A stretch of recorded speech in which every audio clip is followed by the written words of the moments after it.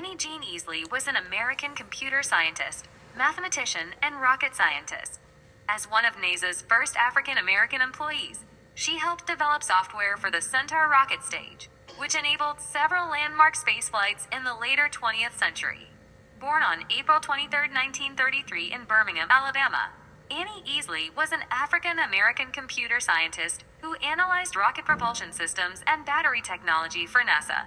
From the 5th grade through high school, Annie attended Holy Family High School and was valedictorian of her graduating class.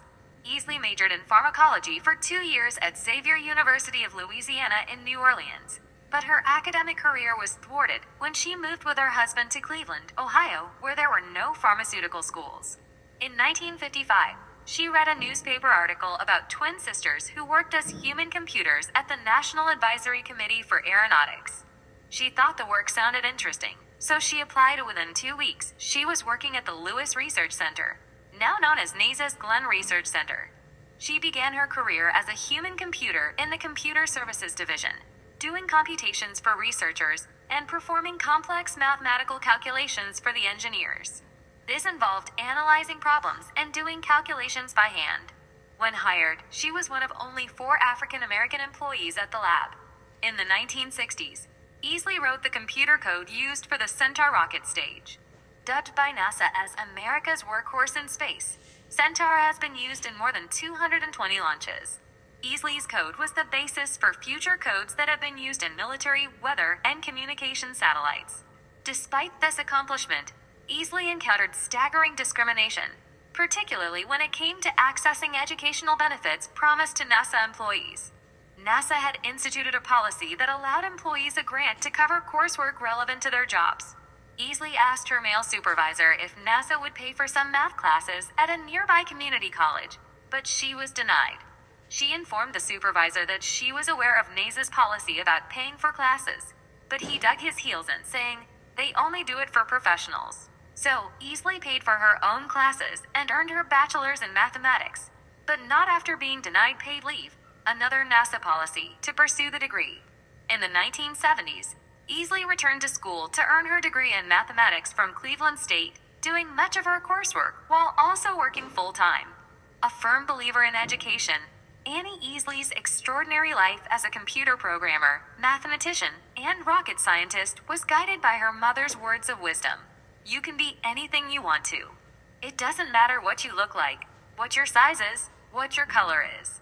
You can be anything you want to, but you do have to work at it. Easley was very dedicated in her outreach efforts at NASA. She not only participated in school tutoring programs, but was a very active participant in the Speakers Bureau, telling students about NASA's work and inspiring especially female and minority students to consider STEM careers. When human computers were replaced by machines, Easley evolved along with the technology. She became an adept computer programmer, using languages like the Formula Translating System, Fortran, and the Symbolic Optimal Assembly Program, SOAP, to support a number of NASA's programs. In her 34-year career, Easley developed and implemented code used in researching energy conversion systems, storage batteries, determined solar, wind, and energy projects, and identified energy conversion systems and alternative systems to solve energy problems, including the battery technology that was used for early hybrid vehicles, as well as for the Centaur high-energy upper stage rocket. Without Annie Easley, hybrid vehicles, or spaceflight as we know it, might not exist. Easley's work with the Centaur project helped lay the technological foundations for future space shuttle launches and communication, military, and weather satellite launches. Later in her career, she took on the additional role of Equal Employment Opportunity, EO counselor. In this role, she helped supervisors address issues of gender, race, and age in discrimination complaints at the lowest level and in the most cooperative way possible. Less formally, she helped pave the way for women's rights at the center when she and her room supervisor made a pact to wear pantsuits the following day. From her 2001 interview, it did cause quite a stir, but there was one woman who said, "I was just waiting for the first one to wear pants. You know, we took the emphasis off of what you're wearing. It's more like what you're actually producing." Easley said that she had never set out to be a role model or a trailblazer. "I just have my own attitude. I'm out here to get the job done, and I knew I had the ability to do it. And that's where my focus was. Even in the face of discrimination, she persevered. My head is not in the sand. But my thing is, if I can't work with you, I will work around you. I was not about to be so discouraged that I'd walk away. That may be a solution for some people, but it's not mine. A Lewis News article quoted one of Easley's coworkers as saying, "She loves life and encourages others to do the same."